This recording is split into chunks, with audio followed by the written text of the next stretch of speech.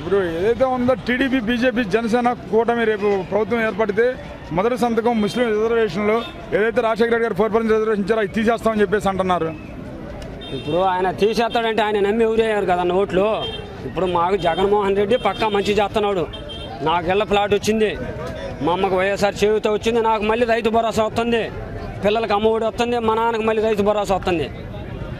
ఏదైనా మంచి చేసిన ఆయనకి ఓట్లు వేస్తారు. కానీ ఆయన ఏదో ఇప్పుడు వస్తాడు 10 రోజులు కనపడతాడు, ఊళ్ళో మాయ మాటలు చెబుతాడు, వెళ్ళిపోతాడు. మాయ మాటలు చెప్తే నమ్మే స్థితిలో వాళ్ళ ప్రజలు లేరు. ప్రజలేని తెక్కలోళ్ళు కాదు, కోట్ల మంది ప్రజానీకం తెలుసు వాళ్ళకి. మనకు మంచి చేసే నాయకుడికే వాళ్ళు ఓట్లు వేయగలుగుతారు. కానీ జగన్మోహన్ రెడ్డి వస్తే మంచి జరుగుతుందని ఇప్పుడు ఎస్సీ ఎస్టీ బీసీ మైనార్టీలకి మంచి జరుగుతుంది కాబట్టి జగన్మోహన్ రెడ్డి గారికి ఓటు వేయి తెలుసుకున్నారు ప్రజలు.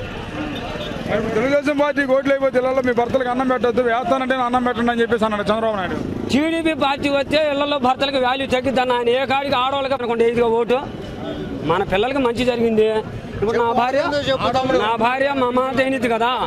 ఇప్పుడు నిన్న ఒక 1 వీక్ ఒక వారం కింద ఇప్పుడు పింఛన్లు ఆపమని చెప్పాడు. నిమ్మగడ్డ రమేష్ కుమార్కి ఏదో లాలూచి జరిగి వాలంటీర్లు వేయొద్దు పింఛన్లు అది ఇది అని చెప్పాడు.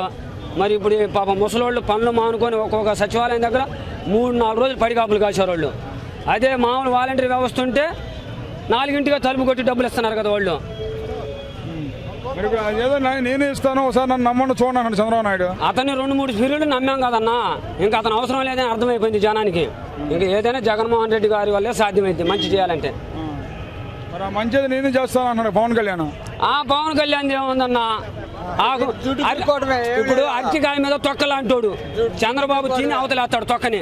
పవన్ కళ్యాణ్ ఏముంది అదే. ఇప్పుడు ఈ కరోనా వచ్చినప్పుడు ఈ పవన్ కళ్యాణ్ ఈ మోడీ వీళ్ళందరూ కనపడలేదు కదా. అప్పుడు వాలంటరీ వ్యవస్థ జగన్మోహన్ రెడ్డి అక్కడ ఉండి ఆదేశించాడు. వీళ్ళు కరోనా టైంలో వాళ్ళ ప్రాణాలకు కూడా లెక్క చేయకుండా మంచి చెప్పరు అందించారు అందరికీ. మరి కరోనా ఇబ్బంది టైంలో లేని నాయకుడు ఇవాళ వస్తే నమ్ముతారా జనాలు? ఇబ్బంది టైంలో రావాలా నాయకుడు అయినా అతను.